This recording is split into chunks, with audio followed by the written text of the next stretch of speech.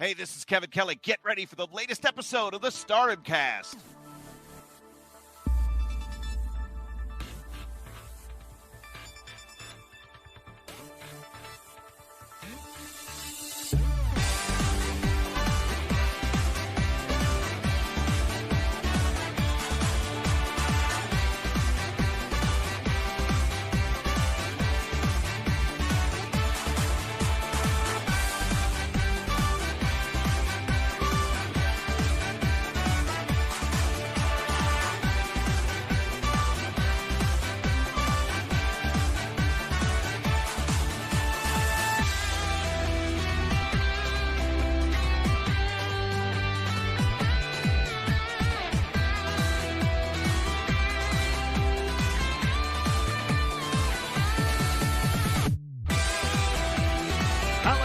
And welcome to the Stardom Cast, your weekly audio source of all things World Wonder Ring Stardom. I'm your host, Rob Gooden. I'm joined, as ever, by Matt Turner. Matt Turner, how are you today?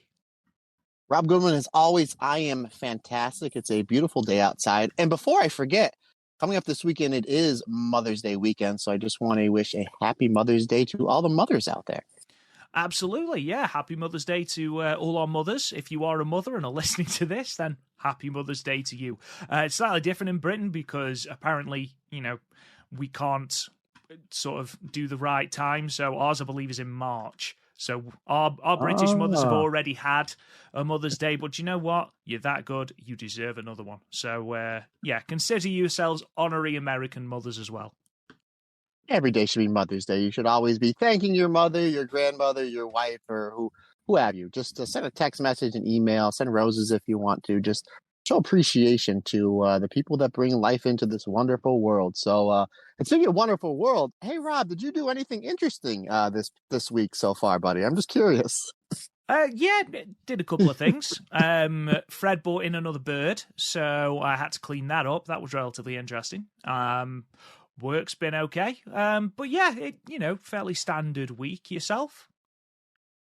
Oh, it's been a little busy here or there. I'm not sure if your listeners can really appreciate what we're doing. We're beating around the bush as we are. We're not going to fully spoil it, but as we're recording this is a Wednesday. Yesterday, Rob and I recorded a podcast with a very, very famous person in the wrestling world. And I'm not going to give all the details just yet. We're just going to give you just a little bit of a teaser. But we are going to be on a very, very famous wrestling podcast coming up very soon. And we are super, super, super excited about it. Are we not, partner? We are indeed, yeah.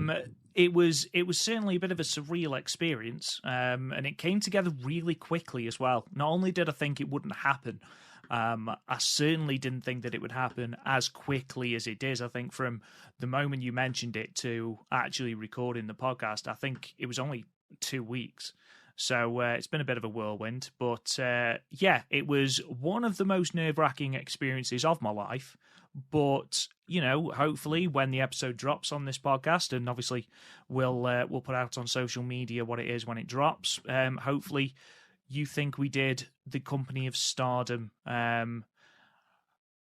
did it well, did it right, and hopefully did good by them. So, hopefully in the next maybe 10 days, Matt, should be out.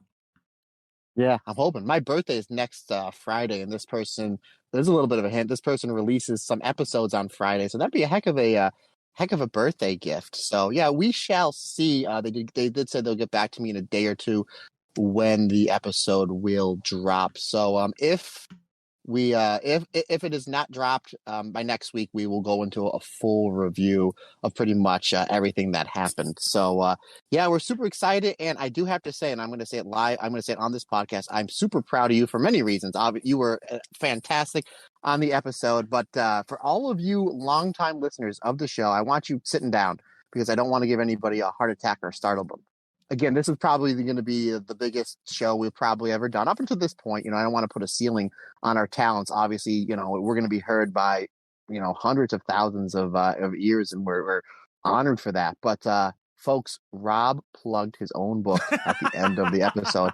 I was so proud I was so proud and so happy because it was like a day or two before we were texting back and forth, like, what are they going to ask? Blah, blah, blah, this, that. I don't know. I said, well, obviously we'll be fine because they want to talk about Stardom. We know our stuff. And, I think we're an absolutely fantastic team and we play off each other really, really well. It's one of the reasons why the podcast is doing so well is because we're a great team. But I said, I think this person is going to ask this, and this would be the perfect opportunity to plug your book. And then Rap texts me back, can I really plug my book on this like really big podcast? And I said, well, if you don't, I will. So sure enough, as the end episode was wrapping up, the person asked the question that I thought they were going to ask. And Rob gave his answer and said, oh, by the way, I have a book coming out. And I was like literally like high-fiving myself, like, like in my own head, I'm like, he did it. It even said, I rarely do this. Like he rarely does it on the show. Again, I always plug, for long-time listeners of the show, I always get the cheap plug in for Rob's book. But he did it on this one. So I'm so happy for him. So any new listeners, you're probably saying, Matt, what are you talking about? Well, I'm talking about Rob Goodwin's book, Living the Dream, Stardom's 10th anniversary in review, available where you get all of your books and whatnot. Thank you, man. Yeah, it was one of those where I was saying it, I was like, I can't actually believe I'm saying this. But I didn't even plug the Living the Dream one. I plugged the one I've got coming up in December, I think is the current sort of tentative day. I'm hoping to have Chasing the Dream, which is the follow-up to Living the Dream, which is going to be a full review of 50 of the greatest Stardom matches of all time, which I know I've talked about a little bit on here. All the artwork is done by the incredible Shining Wizard Designs, Matt Charlton. What a guy. What just a lovely human being.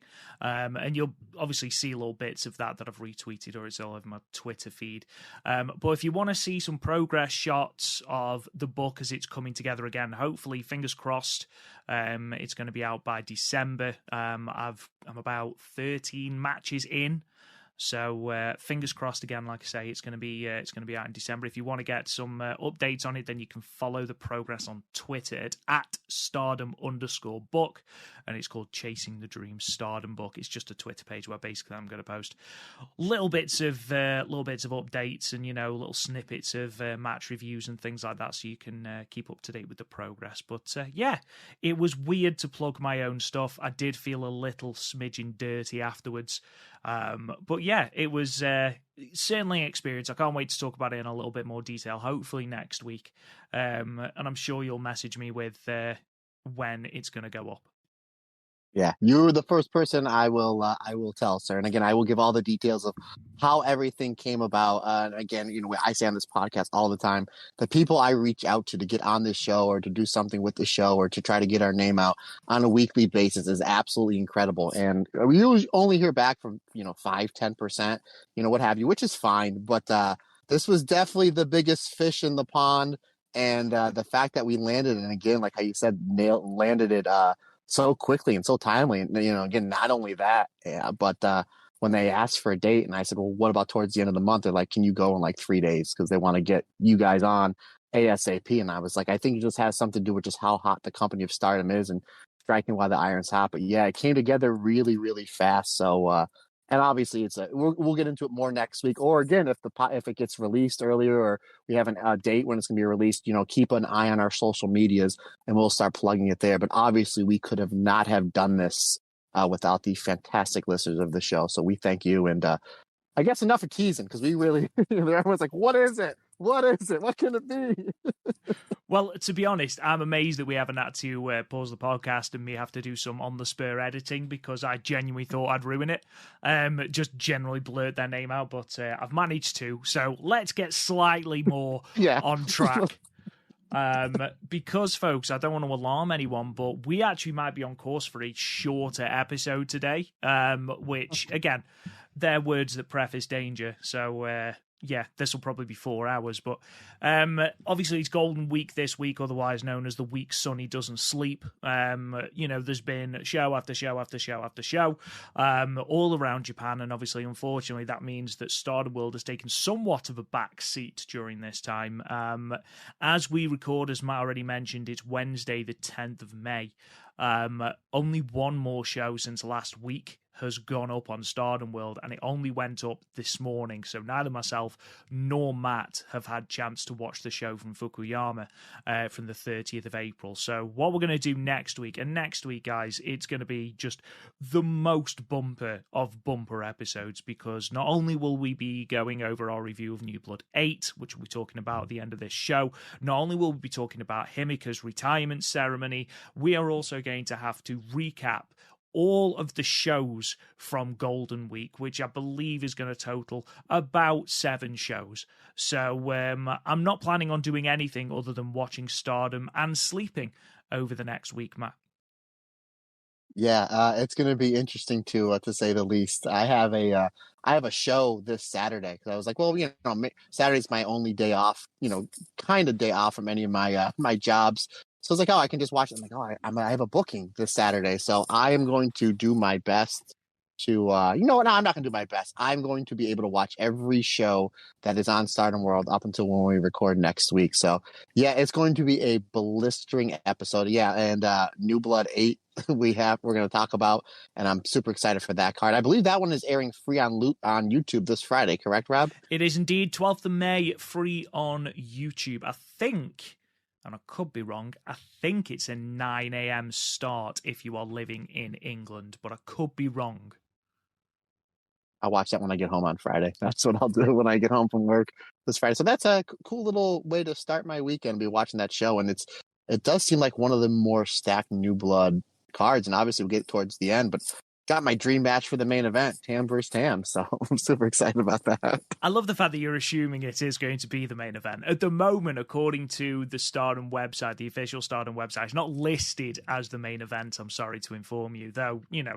How do you top a match of double Tam? But yeah, it's apparently at the moment it's the New Blood tag titles are the main event. But as always, it's card subject to change. So I imagine we could see Tam Nakano walk out in the main event, I'm sure.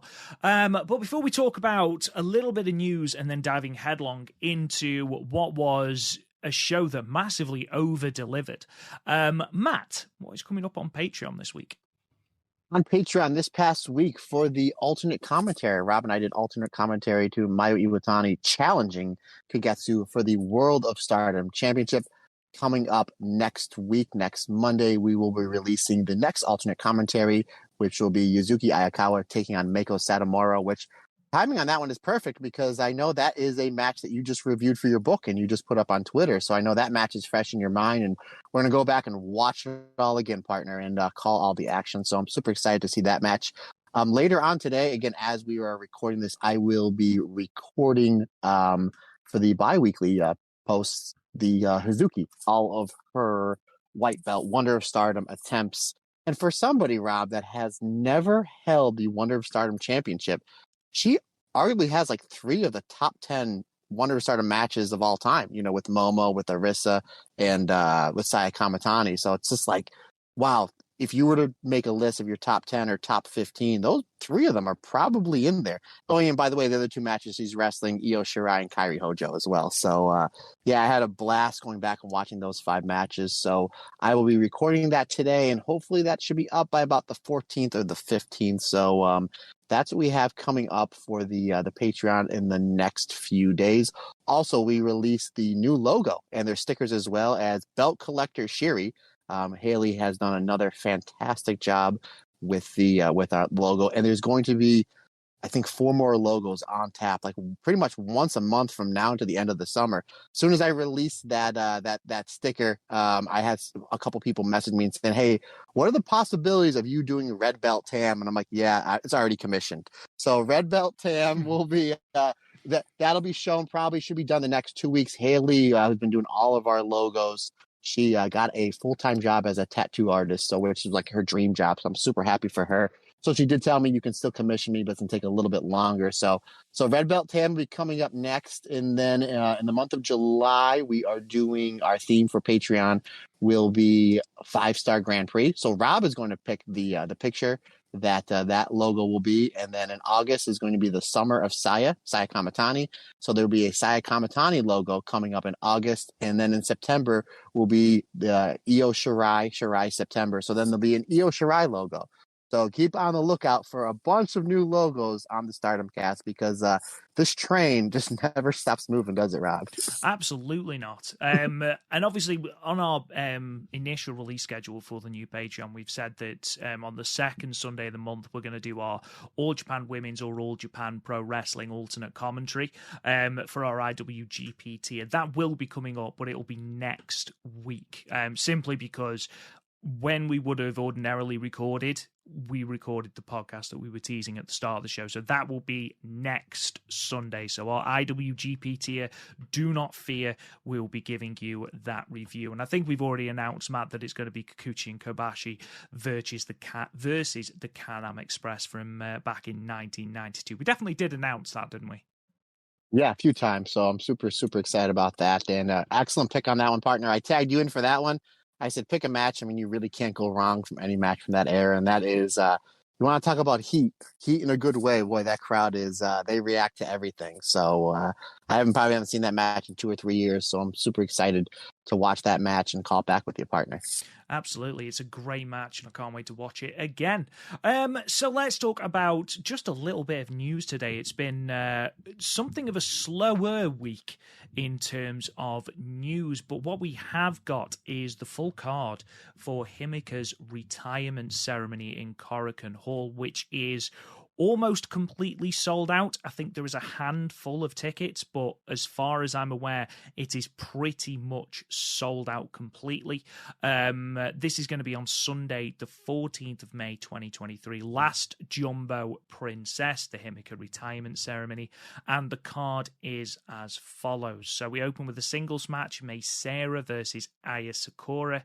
A three-way match, Maika versus Suzu Suzuki versus Ruaka.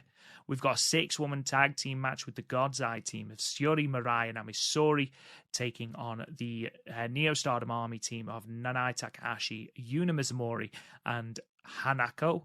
10-woman tag match next with stars Mayu Iwatani, Hanan, Sayurida Koguma, and Hazuki taking on the Cosmic Angels team of Mina Shirakawa, Waka Tsukiyama, Mariah May, Xena, and Jessie. We've then got a 12-woman tag team match which will pit all of Queen's Quest versus all of Oedo. And then in your semi-main is a 6-woman tag team match, as my notes randomly just closed down, which will see Tam Nakano, Natsupoi, and Sayori Anu taking on Julia May Sakurai and Tekla. And then, of course, the main event is going to be Himeka's retirement ceremony. It's going to be an emotional show, Matt, certainly. I don't think I'm ready to see Himeka's retirement. I don't think anyone is ready to see Himeka's retirement. But what a way to go out with the match she had with Maika, and also pretty much selling out Korakuen Hall just on her retirement, because it's only recently that this card has been announced, and I know that tickets were selling extremely fast when the only announced segment was Himeka's retirement ceremony itself. Yeah, it seems like the card, I mean, obviously the Stardom roster really can do no wrong. It seems like there's like just a bunch of matches put together. That will be good. You know, all Queen's Quest versus Oliver Oedo Tai. That'll be good. And then the Team Tam versus Team Julia. Again, that feud will never, ever die, and I'm nobody happier about it than me. That'll be really good. But I think it's just this Korakuen Hall show selling out for 2 reasons. Number one, it is Himeka's retirement. And 2, just the Stardom name on the top of the marquee is going to sell tickets regardless. So, I mean, yeah, it seems like it'll be a really, really solid card, but obviously the main thing that we're going to take away from this, and the one thing that we'll remember for months and years on end, is Himeka's retirement. I agree with your partner. I don't think anybody wants to see her go, but again, what a way to go out. Not only with that match with Maika, but ever since she announced her retirement, she really put her foot on the gas with all the matches. Her match with Amisori, her match with Julia, the ALK versus My Himi match, her match with Natsupoi, the match with Mina Shirakawa. Every match was like just fantastic, 4 stars and above. Some of the 6-person tag stuff she's done, the hardcore match that they did with DDM versus the Prominence team. I mean, she really left everything out there, every single match that she had, and really, good on her. So, yeah, it's going to be sad to see her go. I hope we see her pop up from time to time. I mean, maybe we'll see her pop up on social media, or maybe every now and again if she's around. Maybe she corners Julie or Mike in a match, or maybe we kind of just see her pop up on commentary. I know it's very little has been known of what she wants to do, if she's gonna be involved in wrestling at all. Again, even if she just pops up from time to time, I mean, that's up to her. That's completely on her. She doesn't owe anything to anybody, but it would be nice to see her, to pop up on a show from time to time, just maybe to wave hi to somebody, or, even better yet, just come and throw some lariats. But yeah, I mean, what a run, again, only having a very, very short career, but at the same time, a catalog of matches that anybody would be proud of. Yeah, absolutely. It's going to be nice to give her the send off that she fully deserves, irrelevant of obviously how we feel about her actual retirement, whether we want her to stay in the ring. She's doing this because it makes her happy, and that's a really, really, really good thing. The fact that she is in control of that destiny, I think that's really, really important. But as I've already mentioned, the Golden Week shows that we thought we were going to be reviewing, unfortunately, aren't up on Stardom World. However, there are just a couple of things that have happened that we're sort of going to sprinkle into our Fukuoka Goddess Legend, or Legend of Goddess Fukuoka, depending on which way you say it, that we're going to sprinkle into our review. So if you don't want to hear that, just wait until the shows are up on Golden Week and then come back and listen to this awesome episode. But we followed up All-Star Grand Queendom with Stardom's latest pay-per-view effort. Some are calling it a B pay-per-view, which I think, it's not disrespectful. There was no red belt title defense on there. There was no Mercedes Moné, obviously. There was no Kairi. And the card itself looked good, but obviously nowhere near as good as All-Star Grand Queendom. However, Matt, I feel like this was yet another show that just hit another level. Like, you looked at this card and thought, just in-ring quality, this show's going to be good. It's going to be an entertaining watch. However, there was no bad match on this card. There's no match that I would actively encourage anyone to skip, with the exception of maybe the Rumble, which is the pre-show anyway. But on the main card, there are entertaining undercard matches, and then those last 4 matches that we're going to be talking about absolutely slap, don't they? As always, Rob, I cannot disagree with you at all. I mean, you looked at the card, I'm like, yeah, it's going to be a good card. It's, again, the Stardom roster is just insane. And when we previewed the show last week, we knew this was going to be a solid card, especially those last 4 matches. And you kind of have an idea in your head, like star ratings, or how much you're going to enjoy it, or what's going to, how the wrestlers are going to look coming out of it, what you're going to want. I think every match over delivered, and even the undercard matches. The Rumble was what it was, but you can even say that last minute and a half, 2 minutes with Mai Sakurai and Suzuki was damn entertaining. And all of a sudden, that's the singles match that I didn't know that I wanted, that now that I want. So overall, you're not going to keep build. I mean, you're going to keep building, but you're not going to one up the last pay-per-view. I don't know if you ever will. I mean, maybe, again, I don't want to put a ceiling on Stardom, but again, it's one of, if not the greatest Stardom shows of all time. But what a way to come back from that show as your follow-up with this show. And what a great way to really highlight the wonder of Stardom Championship with that main event. Absolutely fantastic.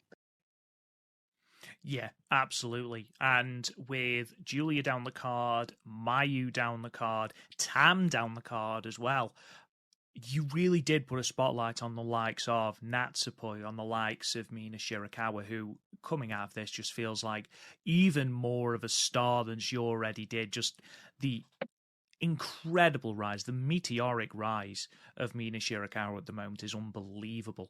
You look at Amisori and Mirai, Azumi, who were given sort of that spot higher on the card. This show has done wonders for them. Obviously Azumi, big star anyway. But to be that high up on a card and to be exposed and to do as well as they did, I think is a huge thing as well. In terms of the actual show, Stardom Fukuoka Goddess Legend from Thursday the 4th of May 2023 from Fukuoka International Centre in Fukuoka in front of a reported 1,338 people. Now, for reference, Stardom, this is the second time that they have run Fukuoka International Center. I believe almost a year to the day ago, they ran Fukuoka Goddess Festival, where I believe it was Saya Kamatani versus Maika in the main event for the white belt. That drew 1,156 people. So this 1,338 isn't only Stardom's biggest attendance in this venue, it's also the largest post-COVID attendance at the venue and the highest since Dragon Gate's Final Gate show in 2019, which drew over 3,000 people. Now, Wrestling Dontaku, I know I said last week the Wrestling Dontaku was going to be in the same building, but Wrestling Dontaku 2023, which drew, I believe, 4,000 people, was actually listed as the Fukuoka Convention Center, which I believe from research is a different building on the same site. So I think it's sort of all overseen by the same sort of company, and it's on the same site, but I think they are two separate buildings. So, another good number for Stardom, Matt. Yeah, absolutely. Anytime that you see the packed, and I noticed that as soon as the show started, I said, boy, there's not a lot of empty chairs here, which is a really, really good sign. Again, another number in the 4 digits, over 1,300 people. It just goes to show that this Stardom craze isn't going away for a long, long time. And I don't think there was anybody that left this show that felt disappointed. No, and I want to talk a little bit about the setup, because I loved the staging that they'd done with this show, with it was like a banner around the top of the stage, and it just looked very, very professional. And I know, obviously, Stardom's production quality is getting significantly better, especially the more pay-per-views they put on. But it was a completely different look to that of the stage in Yokohama, or indeed any of the other pay-per-views. And I really did like that banner that sort of had things flashing up on it throughout the entire show. It looked really good during entrances and things like that, and during the matches as well, where it was announcing the people who were in the match. I thought it was a really cool little visual. So excellent work, Stardom. We move then to the pre-show, which saw our Fukuoka Rumble, as predicted, and it's probably the only prediction, aside from the main event, that we got right on this show, Matt. Suzu Suzuki wins the 15-person Fukuoka Rumble by last eliminating Mei Sakurai with the tequila shot in 19 minutes and 20 seconds.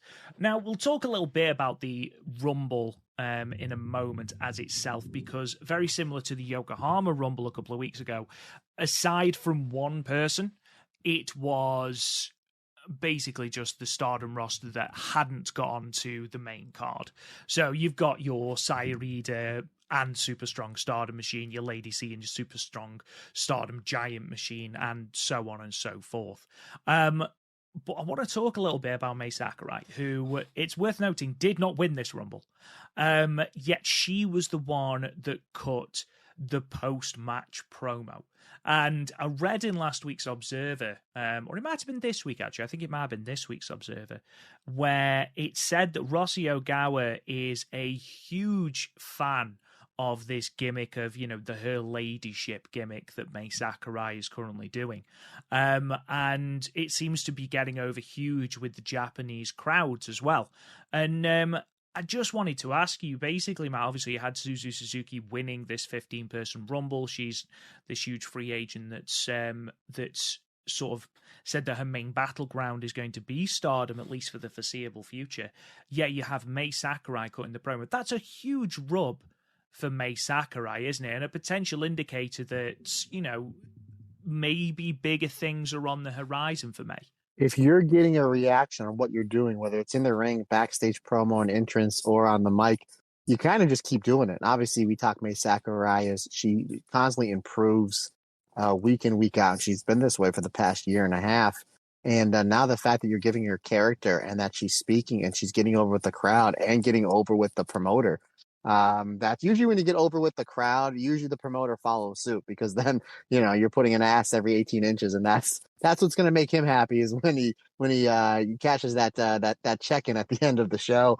But yeah, I'm enjoying what she's doing in the ring, obviously with Himeka, her retirement. That leaves a little bit of a hole in DDM. So everybody's going to step up their game a little bit. I think Micah's kind of I think she has been for a while, kind of the second in command there. But it seems like Tekla's really, really picking up her game, and I'm really excited to see what she does in that championship match that she had at Flashing Champions at the end of the month, because she was kind of derailed a little bit with that injury. Unfortunately, that does happen, and it's going to be nice to see her get back on track. May Sakurai, again, not only is improving in the ring, but they give her basically this kind of gimmick, this character, and they're giving her shtick work. And I mentioned it either last week or the week before that where Stardom kind of had like their biggest negative was like in the promo. And now all of a sudden between like Tam stuff and Julia stuff and Sherry, always has those fiery promos, and Mina had her promo leading up to the match with Saya. Now all of a sudden this is going to be part of May Sakurai's shtick, shtick, and nobody else really does it. Like she's cutting promos, win, lose, or draw after the match, so it's coming. And that's kind of making her stick out in this absolutely loaded Stardom roster. So good on her, good on Stardom, good on Rossi Ogawa for doing something different with somebody that's kind of in the middle of the card that's making her stick out. It's only going to get more eyes on her and more eyes on Stardom. So, yeah, excited to see where it goes because it is pretty damn entertaining. As a whole, what did you think of the Rumble? I know Rumbles are sort of, they're there to get everyone on the card. But what did you think of this one as a whole? First of all, I just this might be the only one that I got the prediction right. The year and a half I've been doing this show, I always like them. It's nice you get everybody on the card. It's nice that sometimes you get somebody in the ring for maybe just a few seconds, maybe 5-10 seconds, where they'll maybe throw some kicks, some punches, some forearms, or have a little spot that you may never see.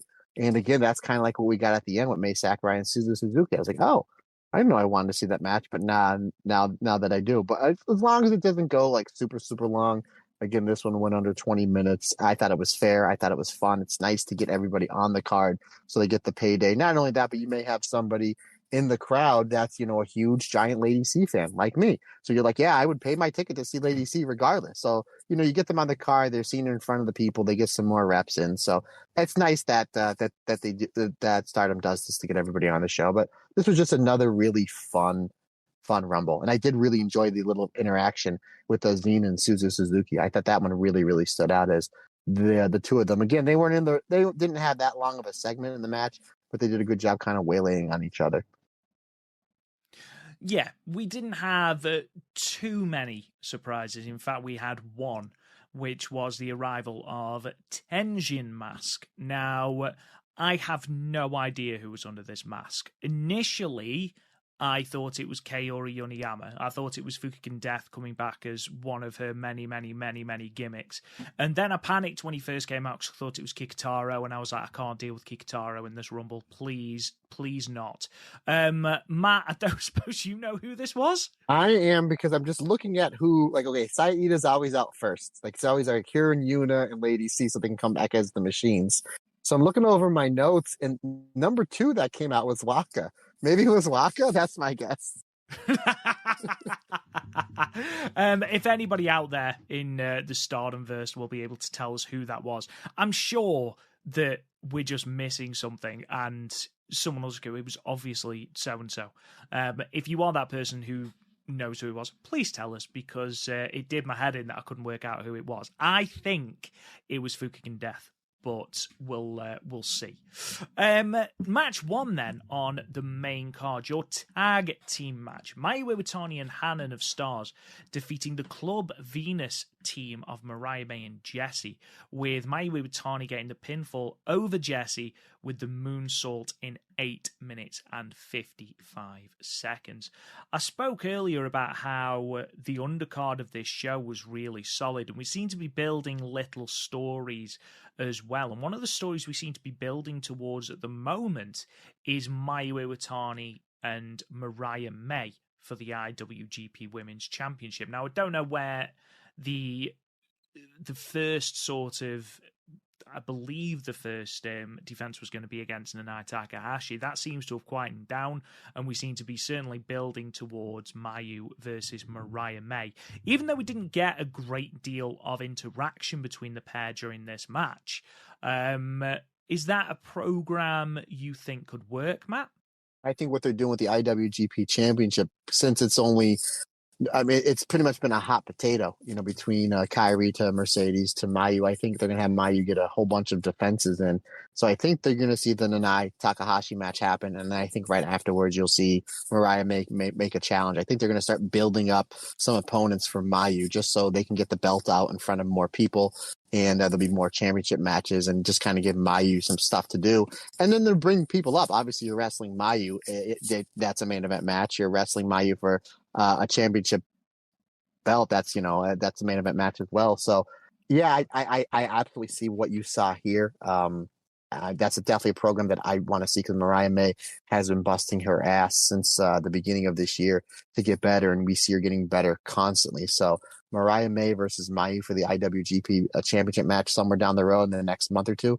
Yeah, absolutely. That's a match that I definitely want to see, and I think that would be a very interesting kind of contrasted styles, but I think it would work out really well for a really entertaining match.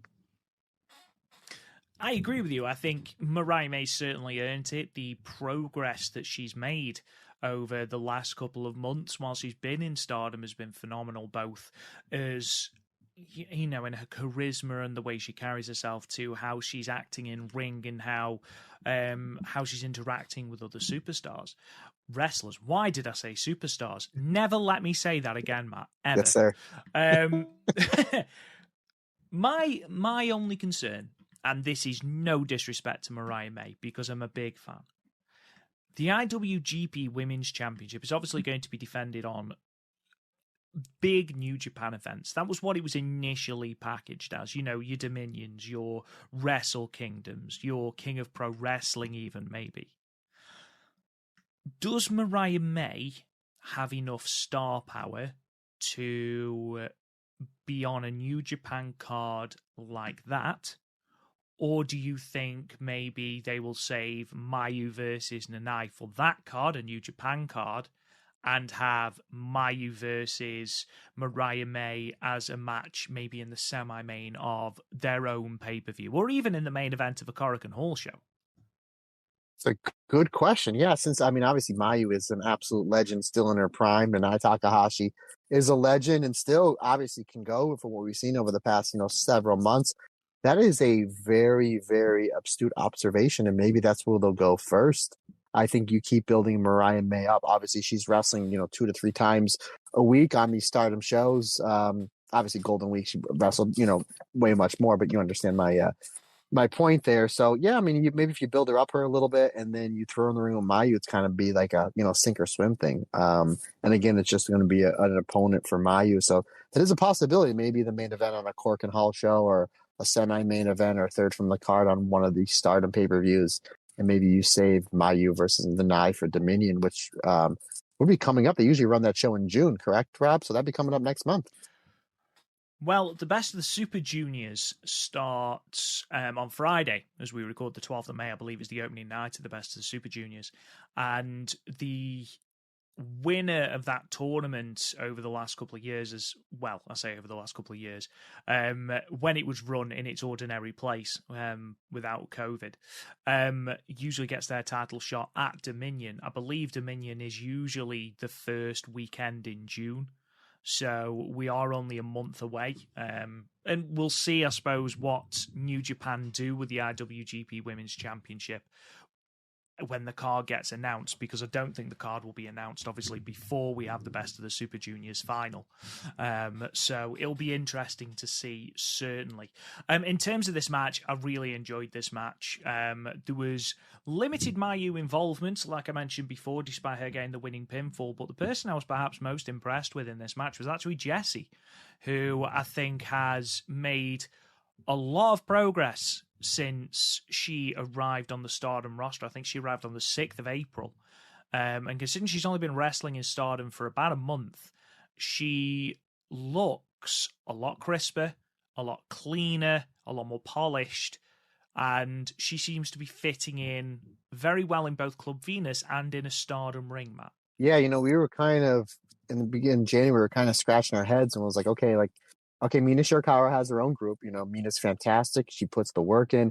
She's been improving so much. I know quite a decent amount of Zaya Brookside. Obviously, a huge fan of her father, Robbie Brookside. And then Mariah May knew nothing about. So kind of thinking, okay, you know, who are we bringing into this company that I love so much? And Mariah May, obviously, her improvement has been fantastic. And then we have Xena, who I knew nothing about, and I've been impressed with what I've seen with her. And Jessie as well. Again, you're taking somebody from the NXT system, trained by, you know, Robbie Brookside and obviously Norman Smiley, and then Matt Bloom as well. And then you're sprinkling in, you know, Shawn Michaels stuff in there. So you know that person is going to have really good fundamentals. And then you're sticking her in the most loaded promotion, the most loaded roster in all of wrestling. You're only going to get better. But for her to get this good, this quick, it's like, oh, okay, what are we going to see in the next 3 or 4 months? Not only from Jessie, but from everybody else from Club Venus. So I know that when this thing first started, I think everybody that was unfamiliar with the majority of the members of Club Venus, like me, wasn't really sure what to expect. So far, it's been everything but a home run. But yeah, Jessie did a really good job standing out here.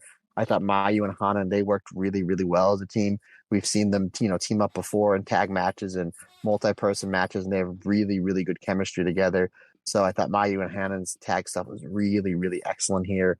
And I thought they did a great job highlighting Hannah as well, despite the only negative I will say about the show, despite her changing her music, even though they wouldn't have come out to her music anyway. It's because it's Mayu. It certainly did soften the blow a little bit that it was Mayu's music, at least, that they came out to, because I think I would have had to have turned the pay-per-view off had Hannon's new theme happened. I don't think I'm ready for that heartbreak again, Matt. But yeah, I agree. This stars pairing of Mayu Iwatani and Hannah has certainly got legs. And the more they pair, the more I want to see them challenge for a Goddess of Stardom title further down the line. Obviously, this was the first prediction that we got wrong. that Club Venus will be challenging for those Goddess of Stardom belts, but the match that we have set up for that is more than makes up for it, and I think is going to be a sleeper hit on the Flashing Champions card, which we'll go into in a moment. I gave this 3.25, Matt. A really decent way to open this show. Yeah, absolutely. I liked it a little bit more than you there, good sir. 3.5. We move on then to match 2, which is another tag team match with the Cosmic Angels team of Tam Nakano and Saori Anou defeating the Yoeditai team of Starlight Kid and Ruaka with the Fisherman Buster in 11 minutes and 44 seconds, with Saori Anou getting the pinfall. I don't think I'm out of line, Matt, when I say that Saori Anou was the MVP of this match. I feel like she oozes charisma. She uses star power when she makes her way to the ring. She's not overshadowed by the likes of Tam, for example, who is, you know, very in your face with her star power. Damn right. You know, damn, she's very damn right. Calm yourself. But I feel like Saori Anou has a very calm, almost regal sort of aura around her. And then she gets into the ring. Not only is she really good in her offense, far more elastic than she should be. She can bend herself and manipulate herself into very, very bizarre positions. And her bridge is absolutely beautiful. But her stuff with Starlight Kid here was absolutely fantastic. She also gives a lot as well. She sells really, really well, which obviously put over the likes of Ruaka and Starlight Kid to a lesser extent in this match. But for me, it was all about Saori Anou, Matt. Absolutely. Tam did a good job. Obviously, Tam is to the top of the card. She's the World of Stardom champion. She did enough work to get her stuff in, but to stay out of the way to get everybody else over. The stuff with Saori Anou and Starlight Kid was amazing. Again, a match that, like, literally the first 90 seconds of the match was just the two of them doing some really cool, like, high-speed style offense that made sense and clicked really well. And I was like, okay, that's a singles match that I really, really want to see. I thought Ruaka was really well here. Again, Saori Anou sold really well for Ruaka and gave her some really good spots. I thought Saori Anou and Tam had some really good tag spots. Again, kind of leading back onto Cosmic Angels whenever, of a year and a half ago when Tam would tag with Unagi and Mina Shirakawa, but they always had really good chemistry together, the Cosmic Angels, when it would come to tag stuff. And basically, Saori Anou just fits in perfect here with Tam style offense and the Cosmic Angels kind of way of doing things in the ring. But yeah, this was great. Really enjoyed the finish with Ruaka and Soria Nu. Enjoyed the bridging suplex pin for the finish, and I like how they're pushing Soria Nu right out of the gate because for somebody, I don't know too much of Joshi wrestling outside of Stardom. Soria Nu was a name that I definitely heard quite a bit of over the last year or so before coming into Stardom, and now she's in this group with Tam, and she's part 1/3 of the Artists of Stardom champion. So it's nice to see what they're going to do with her, and obviously they do have some big plans with her. But again, partner, I really want to see a singles match with Soria Nu and Starlight Kid, and hopefully somewhere down the line we get it. Excellent match, really enjoyed it. I had it at 3.5 stars. Same with me, 3.5 stars. I think, I've waxed lyrical about Soria Nu already. Starlight Kid's fantastic. Tam Nakano is fantastic, obviously. But Ruaka's improvement, I've mentioned about Jessie's strides in the ring. Ruaka seems to have, we worried, towards the tail end of last year, we worried that Ruaka was sort of plateauing and wasn't making strides the like of which especially Rena and Hannon were making. However, complete 180 to me since Tag League. Since she had that tag league partnering Natsuko Tora in BMI 2000, she then had that excellent match against 7-Up in the main event of Korakuen, where she was the most over person in the entire match. She seems to have really come into her own, and fair play to her, because honestly, I did worry a little bit. I always enjoyed the fact that she wasn't the same sort of wrestler as your Rena, your Hina, your Hannon. She offered something completely different, but I thought that she was struggling to find a way of making it her own, let's say, and bringing in new things. However, now I feel like she really is progressing really, really well. And hopefully we'll see her with in a higher profile position in the coming years. I think she would make a really, really good rock solid addition to that Goddess of Stardom sort of scene. If you think we could get a Wingori versus Ruaka and Natsuko Tora match, that would be great. That would be really, really good. And if you think, interchange Ruaka with maybe a Momo Watanabe, depending on, how many years into the future we're talking, that's a very solid future for the tag. They're two very solid future tag teams, in that division. So that's something certainly to look forward to. Let's move on then to the next match we got wrong in our predictions, which again is something you're going to hear a lot of. Match 3, the tag team match. Momo Watanabe and Natsuko Tora defeated the God's Eye team of Konami and Syuri, with Momo getting the pinfall with the Tequila Sunrise in 7 minutes and 2 seconds. I believe we both said that this was something of a lock, Matt, because they're definitely not going to pin Syuri and they're definitely not going to pin Konami. Sure enough, shortest match on the card, and they did pin Konami. I do want to have a humble brag there, partner. I did pick the last match right. I know you had Starlight Kid and Ruaka, but I had Tam and Soria Nu. So a little. Okay, then yeah, fair. A little. So I got like 2 matches right, and you had like 1 out of like the 10 matches on this card, regardless. Oh my god, amazing!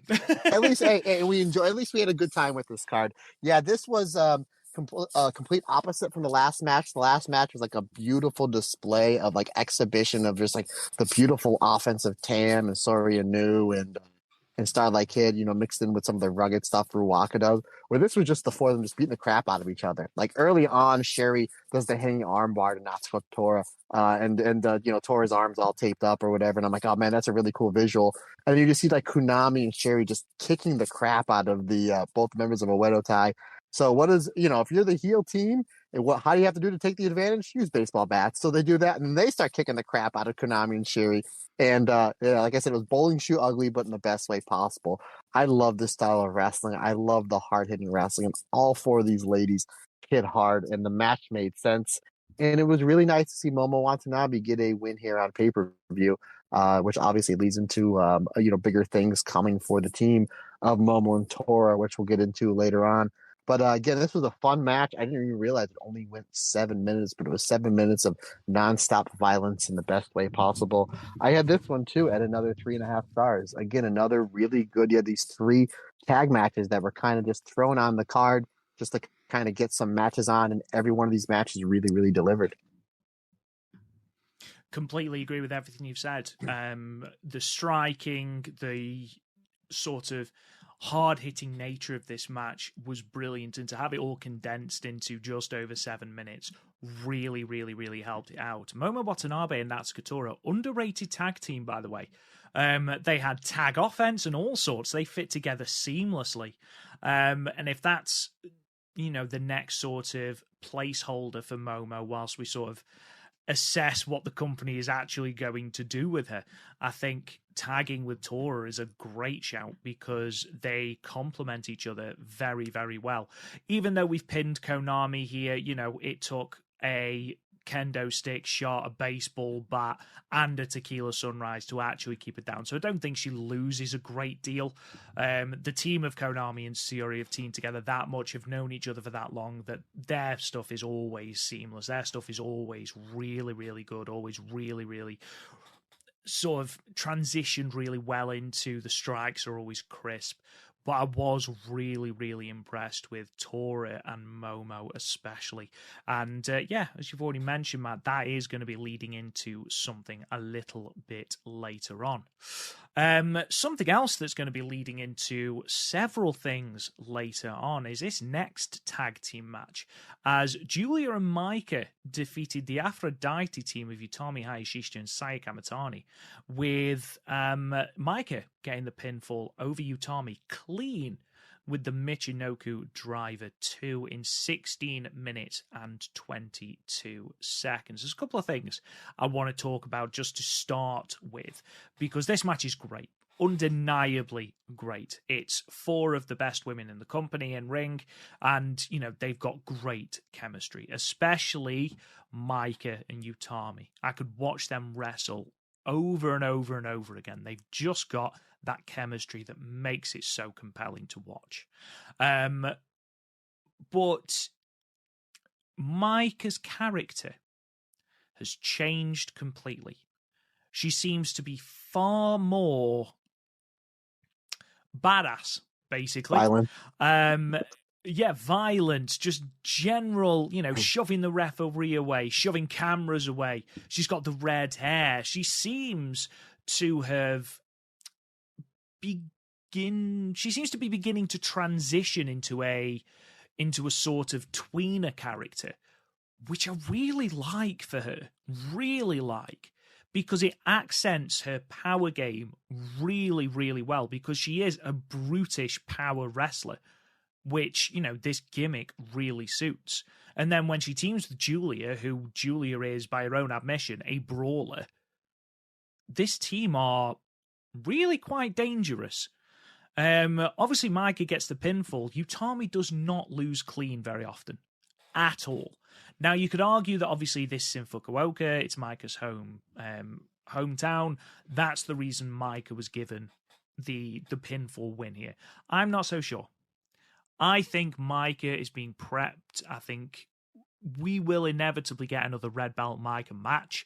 When we get that, I don't know. What we talked about last week about how Rossi sort of wanted to sort of swerve people, and it was in this week's Observer as well, that Rossi wanted to sort of subvert expectations, because the last three red belt title reigns have been over a year. He wanted to show that, not all the title reigns are going to be a year. Not all of them are going to have these long reigns. And I think what that's done is it's just opened that door to the possibility of another surprise. So would it be out of the realms of possibility of Maika being built up over the next couple of months and then dethroning Tam? Absolutely not. Or Mina. Or Mina Shirakawa, absolutely. Me, you, and Scott on the Patreon for our white belt tier members. We did an episode on a roundtable about whose reign was better, Utami or Syuri. And I made the point that until Utami actually took the belt, I didn't think she was ready. And I readily hold my hands up to that. Micah could be the same. And you never know until you try. I personally think if Micah was to take the belt off Tam, I wouldn't hate that at all. Now, obviously, we've got, on the other end of that, we've got Utami Hayashishita, who is in something of a rut, and Stardom seem to be leaning into this sort of infighting in Queen's Quest at the moment. The post-match from this pay-per-view was very eye-opening, with Utami and Saya Kamatani having a verbal fight backstage, let's say, with Saya blaming Utami and Utami taking offense and throwing the ice pack at her and, things like that. So there's obviously sort of discontent in Queen's Quest. So where does that leave Utami? I think we're going to see a little bit more from Utami as we sort of heat her back up again for another potential red belt match. But that aside, I'm all in on Micah. I genuinely do believe that she will either be a finalist or will win the 5-star this year. So bookmark this episode, because I guarantee Micah will be the first one eliminated out of the blocks now. Now that I've said that, 0-12. Absolutely. If all else fails, I'll go for Azumi again. She's never let me down before. But I do thoroughly believe that Micah is in store for big, big things. And, we've had fairly long reigns with the white belt as well. We've just come off the end of a 480-day reign from Saya Kamatani. Before that, we had a 301-day reign from Tam, a 280-day reign from Julia. Why not have Mina Shirakawa have that shorter reign? I mean, I don't want to see that particularly, because I think Mina's been great and she could do with a nice long title reign, especially if she's going to put on the types of performances she put on against Natsupoi in the main event. But I do like the fact that we have so many options for these belts. That aside, this match was great. Really, really fun. It was 16 minutes of 4 women beating the ever-loving hell out of each other. The way that Donna Del Mondo came to the ring and just assaulted Aphrodite. Julia just bludgeoned Saya Kamatani, and it was brilliant. It was so good, and it was made so much better by Saya Kamatani's selling of Julia's kicks.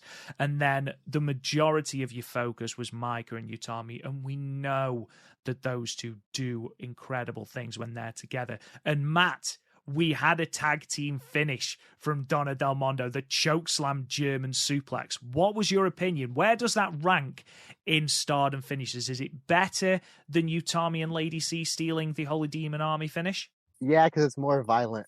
It's more violent, but again, obviously, your main thing is, again, we always talk about how we like violent wrestling, but to peel the curtain back, done in a safe way. And you can see that this is done. This is done in a safe way. We talk about like Hazuki's violence and Julia's violence, but obviously it's done in a safe way. But I'm a huge fan of, and they did it, I think, like a week or two prior in a multi-person match where they did the Micah Julia kind of Holy Demon Army version 2 finish, and I'm like, I'm all about it. And who knows? Maybe now Julia doesn't have the red belt. Maybe they'll get a title shot somewhere down the line. Maybe even win the Goddess belts. I wouldn't be upset at all. But yeah, my friend, a lot to unpack. Again, this match was great. I gave it 4.25 stars. Before I forget, just want to give my star rating out there. You hit a lot of the points. There's some really good stuff with Micah, Saya Kamatani. Mike and Utami was the heart of this match. We got a little bit of a tease of that singles match we never got with Utami and Julia. It's a match I think a lot of people thought we were going to towards the end of Julia's reign. Again, both of them are very young, so that may be saved for another day. We shall see. I like how Micah set up the Michinoku driver by punching Utami in the throat. Like, just full on punched her in the throat to set up the Michinoku driver. Because it seems like after Dream Queendom, All-Star Dream Queendom, that like DDM are now like their tweeners. And obviously Widow Tai are the big heels.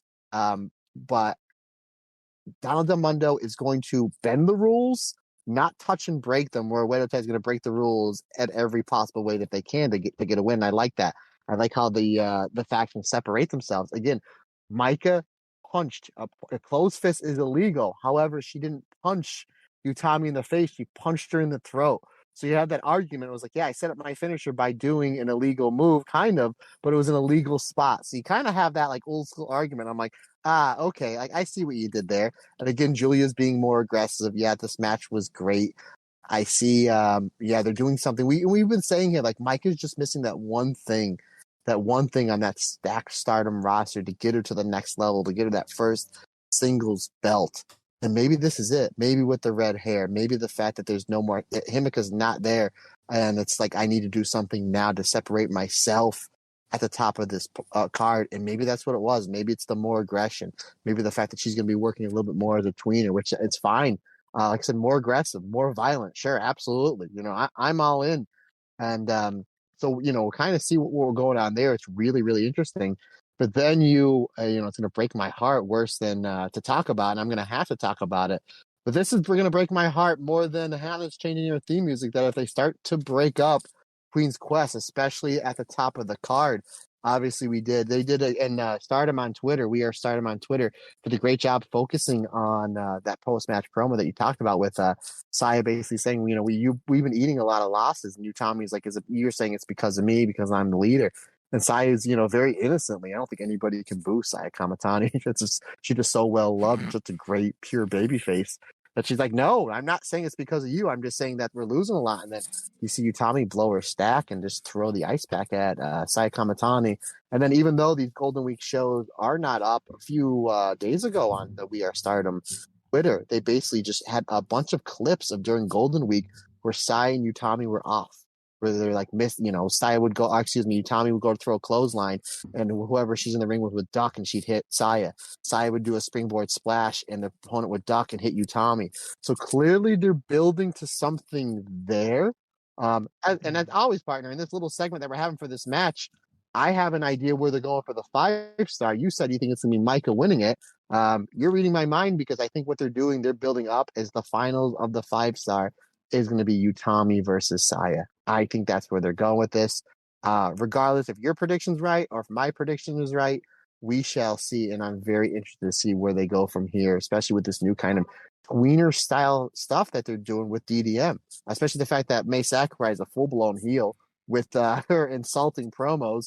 And then, we don't know where Tekla stands, but regardless, Tekla's awesome. So if she's going to lean more towards the tweener or more towards the heel, I'm all for it. So it's really interesting to see what they're doing with Donald Del Mundo, especially the fact that they are kind of hinting that they're going to bring another member in, which a lot of us are starting to think is going to be Suzu Suzuki, who kind of wrestles as a tweener regardless as well, with a lot of the outside brawling and then the chair shots and the whatnot. And then you can't boo her because she's so good in the ring. So I think this newer version, more aggressive version of Donald Del Mundo is the perfect place for Suzu Suzuki to land. And I know we said it about a month ago, and maybe sometime towards the end of the summer, the new faction for Saya Iida to defect to. I mean, it is worth mentioning that Donna Del Mondo have always sort of been tweeners in the way that they wrestle, but they are doubling down on the attitudes, especially outside the ring, and it's especially obvious in Micah. It is that being said, they did come down in Fukuoka Soft Hawks baseball jerseys, so trying to pander to the crowd. So damn those babyface. They did then attack Aphrodite before the bell, but I do like your thinking though about Utami and Saya in the 5-star. And I think Utami is more angry at herself than she is with Saya, because especially the promo after this where she says, oh, you blaming me then? It's because of me, because I'm the leader. And it's almost like, well, that's what she's thinking about herself, and she's worrying if that's what everyone else is thinking of her too. And the fact that it's impacting Aphrodite matches and things like that, I think is a really cool little storyline that they're going over. And then if they are to go through this redemption arc where Utami does win the 5-star, and then go on to Dream Queendom at the end of the year, and, if it is Tam in the main event, then Tam versus Utami is a match we haven't seen very often, and I would be more than happy with. If it's Tam versus Saya Kamatani, with Saya Kamatani piling even more doubt onto Utami in the 5-star Grand Prix final. Tam and Saya have got history all the way back, to when Saya first started, all the way through 2021 and the feud for the white belt. You can play on that as well. So there's loads of avenues that they can go through. I think Micah versus Tam would be a fantastic match. And this is assuming, of course, that Tam is still the red belt champion come December. But there's lots of avenues you can go, and it's a very exciting time because there is so many women on this roster that you can give the tap to, and you can heat them up, and they become main event talent. I mean, Micah, give her the tap on the shoulder, and suddenly she's just carrying herself differently. She's carrying herself with an aura. You know, the moment they want to, they can heat Julia back up. They can heat Utami back up. Sayaka Mitani, bring her up. And then we've got Starlight Kid and Azumi, who, you know, haven't quite reached that upper echelon yet, but are on the cusp. You've got Mayu, who's nowhere near the main event picture yet in Stardom itself because of the IWGP belt. Then you've got Hazuki. You know, there's so many members of this roster that you can depend on. Syuri. We haven't even mentioned Syuri. Suzuki. I mean, it's insane. Exactly. This roster is insane. You know, this time last year, partner, we all saw, you know, kind of the way Stardom builds up a talent, but break them down and then build them back up. We saw, okay, Sherry's going to lose at World Climax to Shuri. Julia's going to lose to Shuri, which happened. But then you saw as we're getting towards the end of spring going into summer that I think a lot of people had Julia pegged for the 5-star. It was really wasn't much of a surprise that she won, and it still made for one of the best tournaments in the history of pro wrestling, that 5-star from last year. Obviously, we're a few months out, but partner, you just mentioned a whole bunch of people. You think Micah is going to win the 5-star? I think it could be Utami or Sayaka Mitani. I did mention when we did our review with Karen Peterson that I think it's going to be Julia. They're just going to build her back up so she gets her big long run. I think you mentioned that Hazuki had a really good shot, and I think Karen mentioned Starlight Kid. I'm like, these are all really, really good options that I'm not going to complain about because the roster is so darn stacked. And I'm like, yeah, whatever. Just tell me what time I need to be in front of my TV, and I'll be there. That's all I want. Absolutely. And of all those names mentioned, if they were to win the 5-star and then go on to main event Dream Queendom, not one person would be sad with that, whether it be Suzu Suzuki, whether it be Starlight Kid, whether it be Syuri, whether it be Utami, Sayaka Mitani. It does speak volumes about the depth of this roster. I gave this 4.25 as well, by the way. I realized that I spoke a lot without actually giving my rating. 4.25 stars anyway. We then move on to the High Speed Championship, where Azumi surprised pretty much everyone, I think, by retaining her High Speed Championship by defeating Mei Seira, pinning her, or submitting her, should I say, with the numero uno in 10 minutes and 46 seconds, achieving V11 and moving on to 439 days as champion, which still has her far and away fourth longest reigning. She's still away off Mary Apache at 498 days in third place, but this surprised me for a number of reasons. One, and this was all outlined when we did our preview last week, who has Azumi got left to beat? Like, what has she got left to prove in this division? I mean, her next match, which we'll talk about when we preview or sort of go over the card, should I say, for Flashing Champions, she's now taking on people she's already beaten. And I just feel like Mei Seira, she's just come in, you know, she's got that history with Azumi. It would have made the perfect sense for Azumi to drop the belt here. Azumi's already got the most title defenses in a single reign with a belt, which is what they were building up.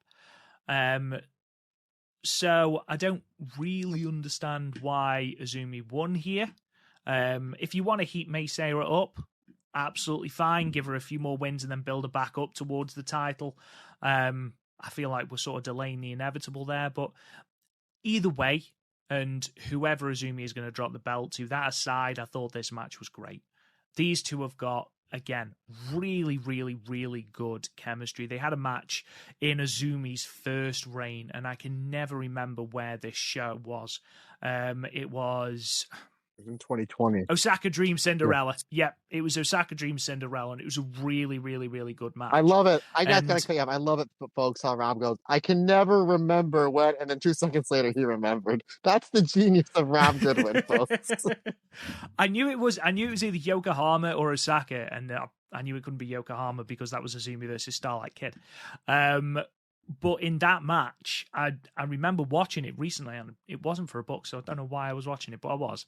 And comparing this to that, Mei Seira's improved massively, and she was good in that Osaka match. So I've got high hopes for her. She is still, in my opinion, the future of the high-speed division when Azumi inevitably moves on to bigger and better things. I mean, we're saying all of this like, oh, why Mei Seira? She's only just come in. What you do? She's 21. It's not like she doesn't have time. I just feel like the timing was a little bit strange. I think everyone thought that Azumi was going to drop the belt here, but even so, fantastic chemistry, great stuff from Azumi, targeting that arm again, locking in a really brutal version of the numero uno to get the submission victory, targeting that arm with that double foot stomp from the top rope, which never, ever, ever looks nice to take. Ever. I don't really know how you take that move without it hurting. Like, there's just no way. Even someone who weighs as little as Azumi, if she's jumping from a distance onto your bare flesh, that's going to hurt. But yeah, even so, a really good high-speed match, a good advert for the high-speed division, great chemistry between the two. I gave it 4 stars, Matt. This match was fantastic. I bit on so many of the near falls just because I thought there was going to be a title belt changing here. And they did a great job playing off the finish of the match from the Yokohama Arena at All-Star Grand Dream Queendom with sprinkles and cherries on top. So I thought they were going to go there. And then there was the double Azumi Sushi that got counted. I'm like, this is where the finish is going to happen. Then Azumi would go to the arm, and then Mei Seira countered that and stacked Azumi with the pinfall. I'm like, oh, that's where the finish is going to be. She's just going to reverse, she reversed Azumi's big Azumi Sushi. Now she's reversing the numero uno. She got out of that. Azumi hits the double Azumi Sushi. She kicks out of that, keeps control of the arm. The blistering pace in the beginning was great. The psychology and the storytelling was great. The last 2 or 3 minutes, I was on the edge of my seat watching this match and completely blown away. I will always rate the high-speed matches, especially these really high-end ones from Azumi, Starlight Kid, Natsupoi, et cetera, higher than most, just because I know how damn hard it is for you, after you've been wrestling this style of match, for you to have that blistering last 2 or 3 minutes and just do it well and not get blown up. Or if you're getting blown up, you're pushing through the air in your lungs. It's one thing to get your bell rung and get dropped on your head and kind of just fight through the pain and go through it. It's another thing when you don't have air in your lungs and you still need to do this pace for another 20, 30, 40 seconds. That's like hell on earth. And I have all the respect in the world for this style of wrestling, especially when it's done this well. I had this at 4.5 stars. Again, I will always rate these matches a lot higher than a lot of other people, just because I appreciate the blistering pace that they do this with and the story they're able to tell. Yes, as far as where they're going, obviously when we preview the next pay-per-view, I kind of have an idea what they want to do. Again, whether it's right or wrong, I'll probably be wrong, because at least one thing is on this show, Rob, we're consistently wrong. So that being said, though, I mean, we've been saying it for a year and a half. Azumi is she's on the cusp of whatever belt she wants to go for. And Azumi, maybe if she does drop this belt and they heat her up in the spring and summer, she might be another one pegged to win the 5-star as well. Considering the fact that you pick her for every tournament, why not this year? Why not this one? You know what I mean? It'll be the one I don't pick her, and it'll be the one she wins. I'll be fuming.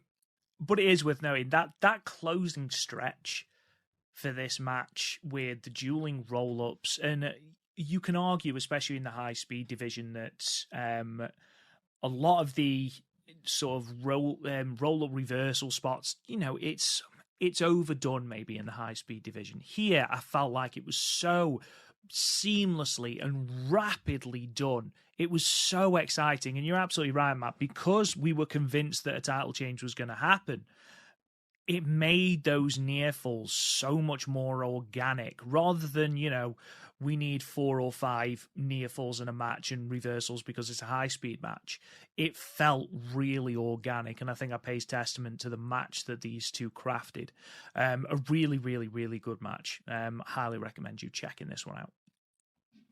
Our semi-main then was the Goddess of Stardom Championships match with the New Eras defeating Fukuoka Double Crazy, Koguma and Hazuki to retain their Goddess of Stardom champions with their first defense, with Mirai pinning Koguma with the jumping lariat in 17 minutes and 36 seconds. Everything I disliked about the tag title match at Yokohama, the complete opposite happened here. Like, people sold for each other. Everyone came out of this match looking great. It was hard hitting, and it's nice when everyone plays ball, isn't it, Matt?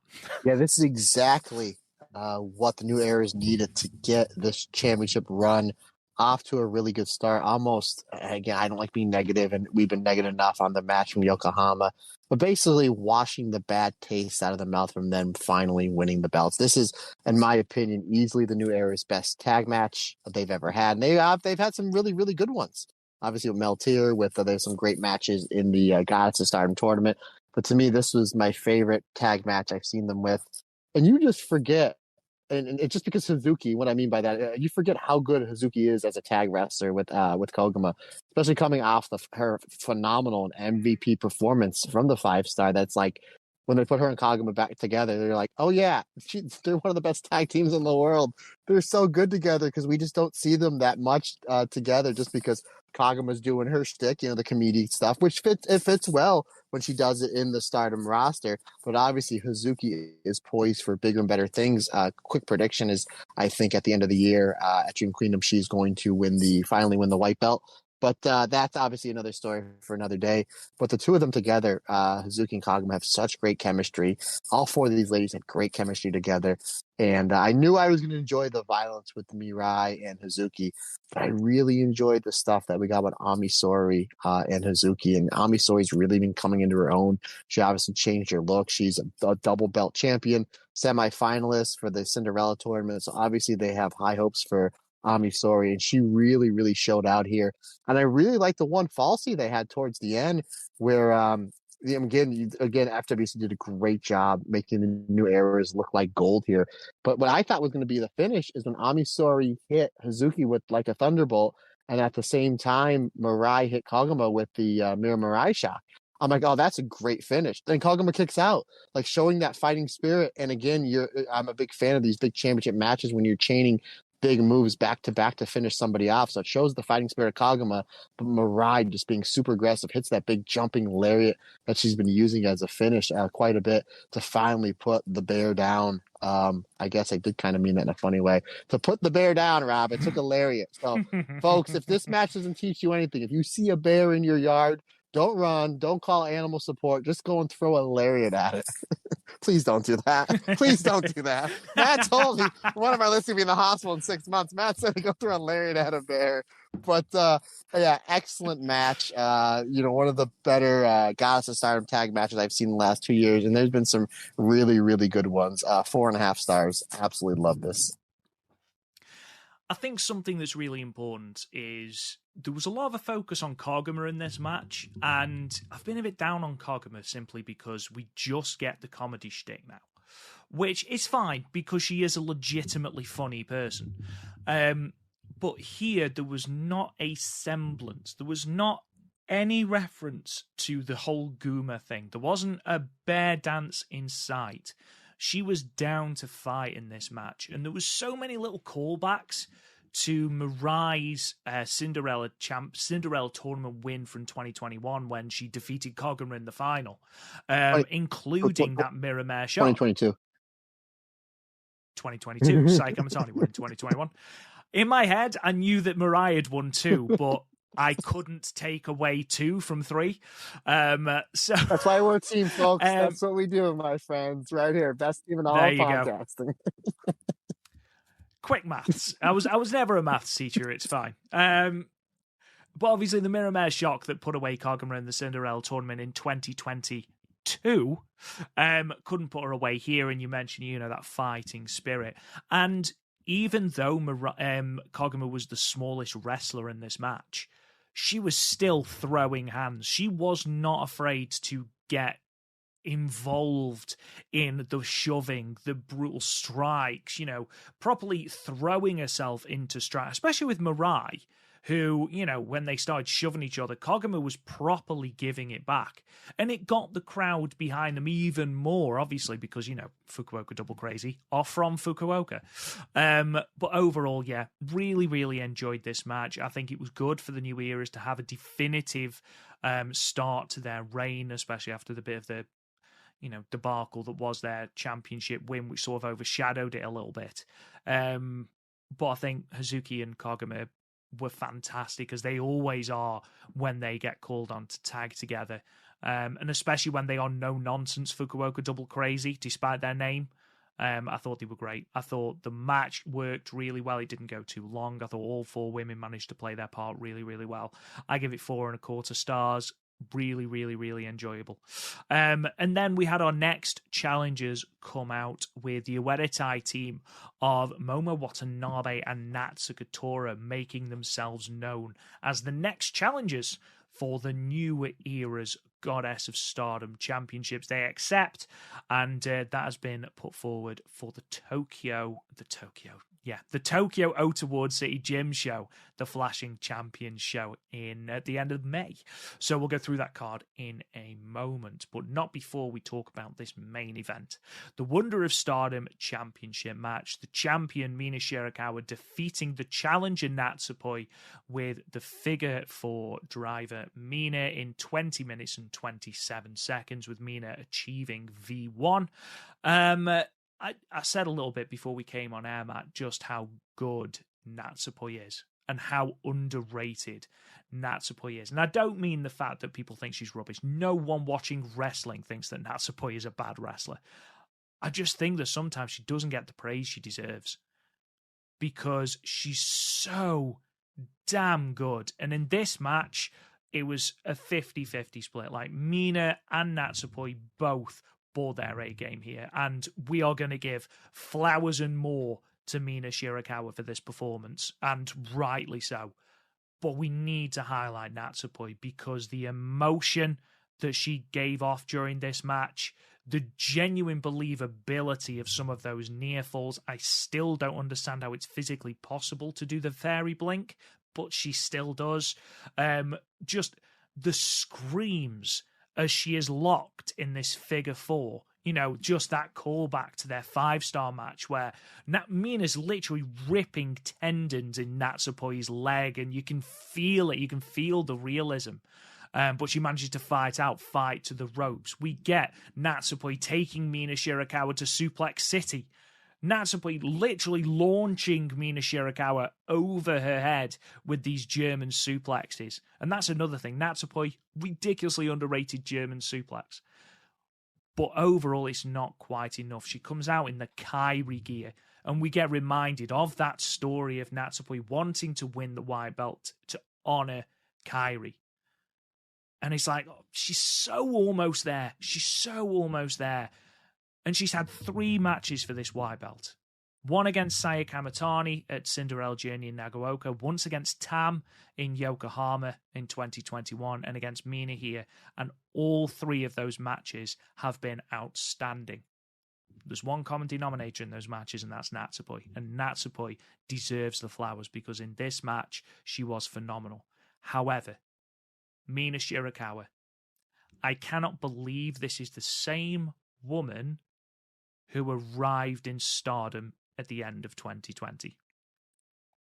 Like, legitimately, it's like looking at a different person. From her entrance, where she's dancing against that backlit stage, everything's black except for her, and she's dancing, she looks like a star. She enters the ring and suddenly she's got a game plan. She's focusing on legs. She's hitting ridiculous moves. She's taking bloody German suplexes on the apron, 2 minutes into a match. She's doing top rope dragon screw leg whips. She's creating what did the commentary team call it? The Hurricane tornado dragon screw leg whip or something, where she got her in Natsupoi in a fireman's carry into a dragon screw. I cannot believe, I can't believe that this is the same Mina who I couldn't see being anything more than sort of cannon fodder lower down the card. She feels like an absolute megastar with that belt. And I was worried that they'd cooled her down too much after the injury against Saya Kamatani. And this match, any lingering doubt I had, and don't get me wrong, this match was announced and I knew it'd be good, but any lingering doubt that Mina Shirakawa wouldn't be able to perform with the championship, blown out of the water, because here she cemented herself as upper main event talent in Stardom. And Natsupoi, again, deserves all the flowers, but Mina Shirakawa is the person we're going to be talking about coming out of this match, and rightly so, because Jesus Christ, she knocked it out of the park here. From her selling, she made Natsupoi look great, and then with the strikes. Those strikes coming across really brutal, really, really brutal. Overall, what a match. One of my favourite singles matches of the year so far. 4 3/4 stars. A damn special match. Of all the matches on this card, and, if you're a bit pressed for time, just the final 4 matches. But if you can only watch one match, this match, blow away. Absolutely blow away. And both women deserve incredible amounts of just praise, because it rattles along. Considering this match goes 20 minutes, it feels like it goes maybe 10, and it feels like of this 20, 15 of it are the closing sequence. It's breathless, it's frantic, and it is so fun to watch. I don't envy the person that Mina has to fight after this, because they've got a hell of a match to follow. It's announced. It's announced. Well, yeah, that is true. That is true.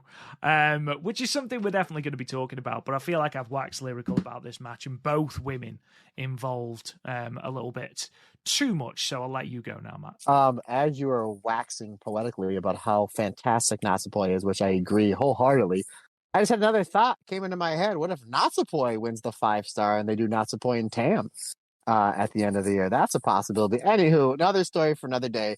Absolutely right, my friend. This match was absolutely fantastic. I'm saying absolute a lot. It was terrific. We knew it was going to be good. I didn't think it would be this level of good, where it's like, everyone's tagging a match of the year candidate. And Mina Shirakawa, or Mina, she has to be the one to follow the one. To follow Saya Kamatani. Many people will agree with me when I say she's the greatest Wonder of Stardom champion of all time. And what a way to start. And I think they did a great job by giving her just a fantastic opponent in Natsupoi. And I said about a year ago on this podcast, said, watch for Mina Shirakawa in the next few months. We see her doing the MMA training, the striking training. We see her spending more time in the gym and the Stardom dojo. And just goes to show you, regardless of where you come into anything at, not just wrestling, where you come in anything at your life, whether you want to play piano or the guitar or learn to garden or chop trees or anything that you do, if you set your mind to it and you put your heart into it and you work your ass off and you don't take the word no for an answer, you can accomplish anything. You talked, partner, just a couple minutes ago that you can't believe this is the same person. I understand that, but at the same time, if you're working at a goal, and make this a lesson for everybody listening, if you have a goal and this is really what you want to do, and you're going to work, day in, day out, and you're not going to punch a clock, and you're building something, you're building your brand, this is what is achievable for just anybody in life. And use Mina Shirakawa, use this run that she's been on the last year as something to go to show, like, wow, look where she came. She's building herself up this time last year. She went into the 5-star and came out as such a huge star. Had that great match with Saya Kamatani that unfortunately she got injured and cut, made the best of a bad situation by cutting a great promo in the ring and then out of the ring. Comes back, new look, completely reinvents herself, not reinvents herself, basically upgrades herself, gives herself her own faction, cutting great promos, adding on to the character work, and then adding on just fantastic psychology.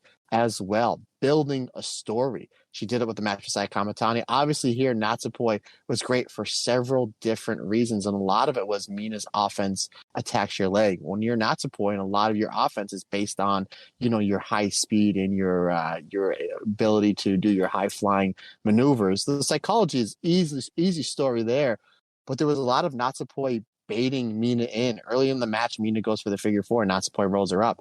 She goes for that electric chair dragon screw, and then on the way down, Natsupoi hits the Fairy Blink that you talked about. Like, how is that humanly possible? That's something that should be out of like a video game or like a Marvel movie.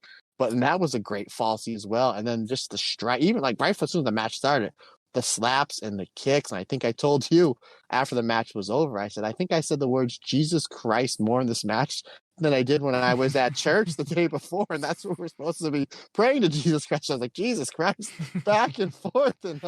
And for obvious reasons, because of just the strikes were so stiff, and they fed for each other, and they both made each other look great. Again, this is just the classic example of why I love Stardom and really high-end wrestling in general. Is you have 5 things to get over in this match. You have to get over Mina, you have to get over Natsupoi, you have to get over the white belt, you have to get over the match, and you have to get over the promotion. And if somebody has never watched Stardom before and you showed them this match, I think they would agree that all 5 of those things got over. Mina obviously got over. Natsupoi got over. They did a great job helping each other get to that next level. They both were so giving in the match, just helping each other out, get to that next level. And they did the perfect job. And obviously that gets the belt over, which then gets the match over, which then gets the promotion over. Yeah, I'm full agreement with you. 4 3/4 stars. If you're going to watch one match of the show, and I might go back and watch this match maybe sometime this weekend before the other 19 shows get uploaded to Stardom World. But be that as it may, yeah, fantastic match. Excuse me. Yeah, it's certainly one of Stardom's matches of the year. And in a year where Stardom have already had a lot of great matches, in a the span of a couple of weeks where Stardom have already had so many great matches, this one still stands up. So high praise, but go and check it out. It's definitely worth checking out. Let's move on then to a couple of previews then. So before we look ahead to New Blood 8, the next pay-per-view outing, as I've already mentioned, is going to be Stardom Flashing Champions 2023 from Saturday the 27th of May, and it's going to be in Otaward City Gymnasium in Tokyo. Now, there's been mixed reaction to this card. So let me read out the full card to you, and we'll sort of discuss it, Matt, and then we'll move on because we'll obviously have a full preview coming up in the oncoming weeks. Tag match, Syuri and Aya Sakura versus Ram Kichao and Maika Ozaki of Rebel and Enemy. Another tag match, Saida and Momo Kogo versus Lady C and Miyu Amasaki. 6-woman tag match, Utami Hayashishita, Saya Kamatani and Hina taking on Starlight Kid, Ruaka and Rina. 8-woman tag match, Mayu Iwatani, Han and Koguma and Hazuki taking on Mariah May, Jessie, Xena and Waka Tsukiyama. 6-woman tag team match, Maika, Suzu Suzuki and Mei Seira, what a team that is, versus Nene Takahashi, Yuna Mizumori and Hanako. We've then got 4 championship matches at the top of the card. Artist of Stardom Championships match, Restart, Natsupoi Kairi and Saori Anou versus Julia Tekla and Mei Sakurai. The High Speed Championship 3-way. We didn't mention, of course, that Saki Kashima came out once again to challenge Azumi for the High Speed belt after her match at Fukuoka Goddess Legend. We should have mentioned that. But that match has been made official, and it's now a 3-way. Azumi, the champion, taking on Saki Kashima and Fukigen Death. In our semi-main Goddess of Stardom Championship match, the New Eras taking on Momo Watanabe and Natsuko Tora. And then in our main event, World and Wonder of Stardom Double Championship match, Tam Nakano versus Mina Shirakawa. Now, there has been mixed reception to this. Now, some of it is because why would you give this as Tam's first defense? Some of it is to do with the perceived weakness of the card when you compare it to last year's Flashing Champions. And just to remind you, that was main evented by Shiori versus Risa Sera. It also had Saya Kamatani versus Mirai in that fantastic white belt match. It also had Uedatai versus Mai Himipoi for the Artist of Stardom Championships. Had Tam and Kairi versus Utami and Mio Amasaki. A very, very, very strong card. So my question to you, man, I've got two questions about this card. The first, are you slightly disappointed with the card? Do you think it lacks a certain, for lack of a better phrase, oomph? And that, how do you think it compares to the 2022 2022 Rob doesn't know Champions? dates today, buddy. He needs a nap. It's maths, man. I can't do maths. Come on. No, I'm not at all disappointed in it. I completely understand people where they're coming from, where you kind of have a couple throwaway matches where I think there was, 6 or 7 championship matches from that show last year. And really, that show last year was one of the sleeper shows of the year. I think just because how good Stardom and just wrestling was as a whole last year, people don't realize how fantastic that show was. And you just mentioned some of the matches. And if you're new to Stardom, first of all, welcome. And second of all, go watch that show from last May. It is one of the best wrestling shows that I've seen in a very long time from start to finish. So I see people's point of view. However, the main event match is that's the match that's going to sell. There's other matches on the card that I'll get to in a moment, but you have Mina, who really, really has the hot hand, coming off that injury, reinventing herself with club. We talked about it, having that great match with Natsupoi, and then she goes and challenges Tam, and they still kind of have that unsettled thing with Mina leaving, starting Club Venus, who was a sub-faction of Cosmic Angels. We obviously knew where that was going to happen, and then breaking off and doing her own thing. The two of them having show-stealing performances at Yokohama Dream All-Star Cinderella with cherries and fudge on top just a few weeks ago. So I think it makes sense. Right now this is kind of the hot thing. Strike while the iron's hot. I think everybody, and it's a title versus title match. I think it's the first one they did since 2018 with Kagetsu and Momo Watanabe. I think was the last one they did. Would I be correct on that one, partner? Shiori versus oh no, that was White and SWA. Red belt and SWA was Shiori and Utami. White and red belt, yeah, you might be right. Look at that. Hey, 1 in a row. I'm on a roll here, folks. So I understand what they're doing. They haven't done it in 5 years. There's more eyes on Stardom than ever. Mina's got the hot hand. Tam's got the hot hand. They have this feud that they're kind of going into. Do it now. Strike while the iron's hot. I fully expect. I do not want to see a title change or a double champion, especially the fact that they both just won their respective champions at the same show. I fully expect this to be an absolute banger. I expect it to go to either a double knockout or a 30-minute time limit draw. I obviously would not be disappointed with that result. I think it's going to be a fantastic match. And I think that, okay, they have their draw. That's it. It's done and over with. Mina does her thing with Club Venus over here with the white belt. Tam does her thing with Cosmic Angels over here. And you can kind of keep them separated and then maybe bring them back from time to time in either a 6-person or a tag or maybe somewhere, in the 5-star. But I think that's smart booking. That's where a lot of the ticket sales and pay-per-view buys are going to go. Obviously, I think the another match that I'm really, really intrigued with is the artist match. You have Tekla, May Sakurai ever improving, and obviously Julia's top of the card, in there with Restart, Kairi, Natsupoi, and obviously Soria New. And we're finally going to get some Kairi versus Julia violence. And that's what I'm really, really intrigued with. Probably the match I'm looking forward to second most. And then you have the tag title match. Again, we'll go into more of a preview, but obviously the tag title match is going to be a hard hitting match. And I think this is where Azumi finally drops the high speed championship. I think because she's so positioned as the main eventer that she has, for lack of a better term, a mid card belt, even though she's made it into a main event belt because she's just so damn good. I think Saki Kashima is going to roll up Fukin Death and she'll get the win there, and then she'll have a short reign, or eventually they'll transition to May Sarah. That's my early predictions. But I'm sorry, that was a long way to answer your question. No, I am not at all disappointed in this card, and I'm really looking forward to it. I think you're right about Azumi. I think that's probably why they've done that, because they don't want Azumi to lose the belt by being pinned.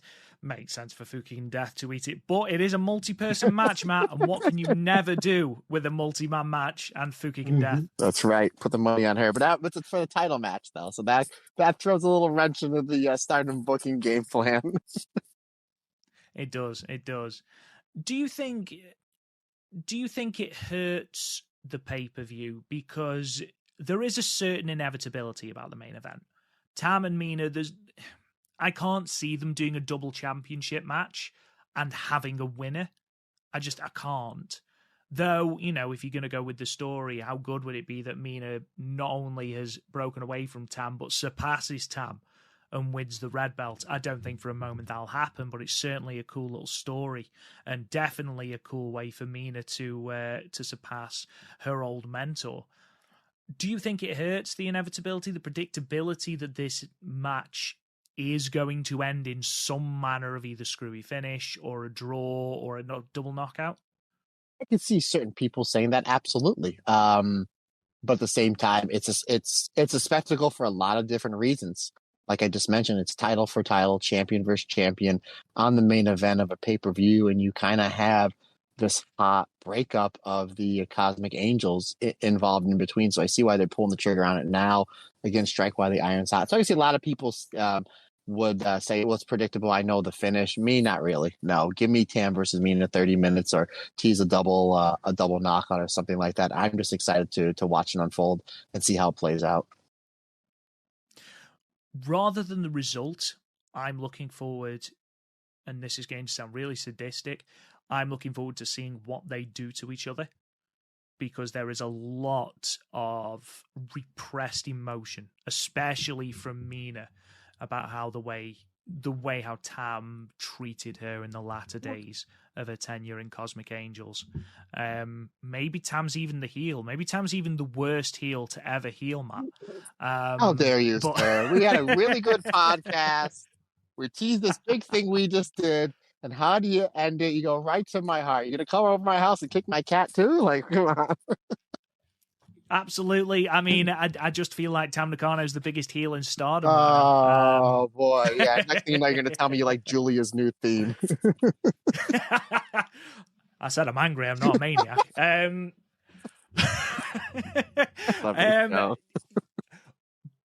But I do think they can build on the emotional history they have. Obviously, that's what they started doing at Tokyo Super Wars with the white belt match that they had, which was almost great. It was almost great, but obviously we had that injury and that sort of derailed the match. But we can work around that. I think this tag match, the New Eras versus Momo Watanabe and Natsuko Tora, is going to be a sleeper hit on this show. I really do. The Artist of Stardom match is going to be fantastic. I'm looking forward to that. I think it might not reach the level of the show we've just seen, the Fukuoka Goddess Legend. I still think it's going to be an entertaining show. I still think there's going to be fairly good matches on this show. I don't think there's going to be anything that's skippable. I think you're going to have some really, really entertaining matches. Let's have a look at New Blood 8 then, because it is New Blood 8 on Fridays we record, and there are some interesting matchups on this card in what a lot of people have said, and I must agree that it's probably one of, if not the most loaded New Blood show that they've done so far, even more so than New Blood Premium, which of course was built almost solely around both the New Blood Tag Championships and Waka's first win. But the card is as follows. Tam Nakano versus Tam Nakano, which I think will probably end up with a Tam Nakano win. Waka Tsukiyama versus Aya Sakura. Hanan and Hina taking on the Inaba sisters. Mei Sakura and Chan Yota versus Suzu Suzuki and Mei Seira. A passion injection match, Nene Takahashi versus Ruaka. Singles match, Miyu Amasaki versus Momo Watanabe. And then our two championship matches, Amisori, the champion, versus Rina. And then the New Blood Tag Team Championships are on the line for the first time, with Starlight Kid and Karma defending against Lady C and Hanako. Sorry, Starlight Kid and Karma. defending for the first time against Lady C and Hanako. We're not going to go through every single match and sort of give our predictions simply because I think we've proved that we're useless at it. But I do want to highlight a couple of matches. Again, one match that I am really, really looking forward to and I think could be a really fun watch is Nanae Takahashi versus Ruaka. I think that's going to be a really, really, really cool match. Just because it's going to be like watching two fridges hit each other. And that is a pun, because Nanae has got a finisher called the refrigerator bomb, and Ruaka's is called the freezer bomb. You're welcome. You can keep that, guys. I think that's going to be really good. I think it's going to be very hard hitting. I do think Nanae will probably win. We're not going to have Nanae taking too many losses. We've sort of seen that she doesn't like doing that. So I think it is going to elevate Ruaka because, in fairness to her, Takahashi's done a good job of elevating the likes of Waka Tsukiyama and Miyu Amasaki with her passion injection matches. So if she can do the same with Ruaka as well after, as we mentioned before, the real improvement in Ruaka, I'm looking forward to that. My early prediction, Matt, and I say early prediction, is happening in 2 days. I think Rina takes the Future of Stardom belt from Amisori. I think she eventually does. I think she loses here and they build her back up, but I can see that happening. Again, I'm not gonna go through the whole entire card. I miss Tomoka Inaba so much, and I'm really glad she's back here with her sister, and they're taking on another pair of sisters. And I know her sister just made her debut not that long ago. I've heard nothing but really good things about her.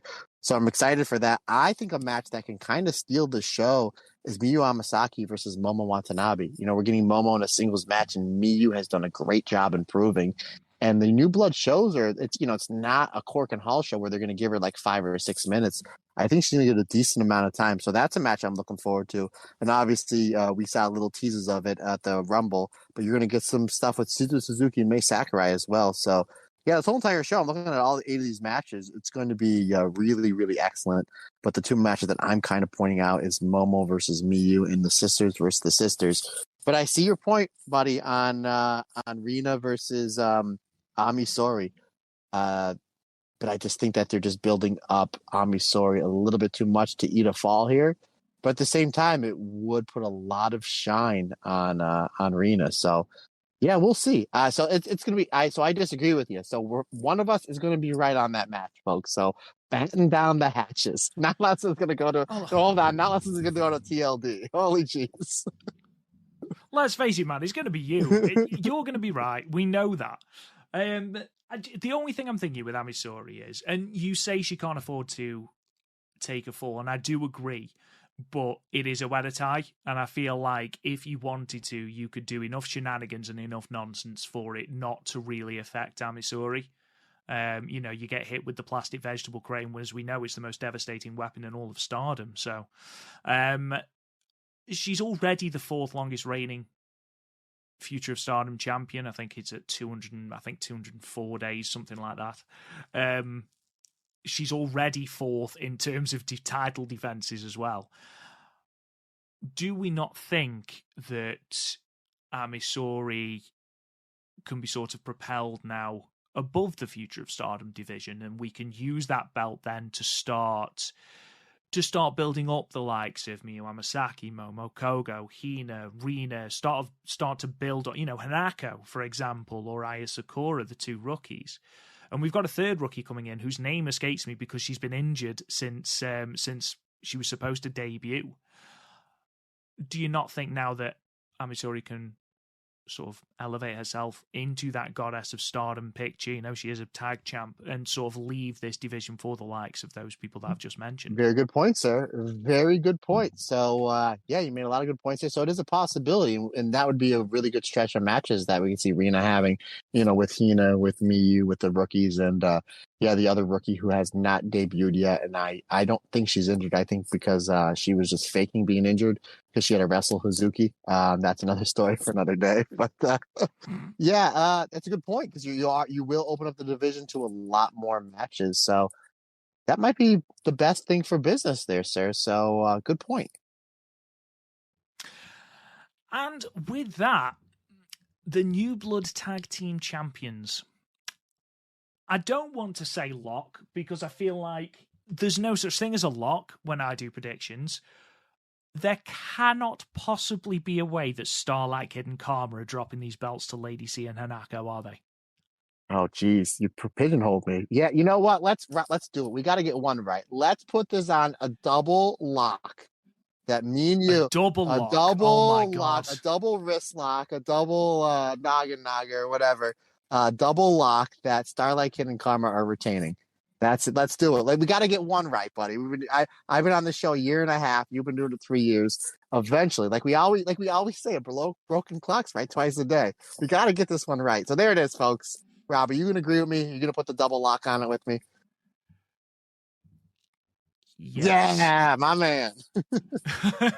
I think so. Yeah, why not? Let's do it. And that brings us to the end of our show, guys. A nice shorter one, he says, as it's nearly gone 2 hours again. How does this keep happening?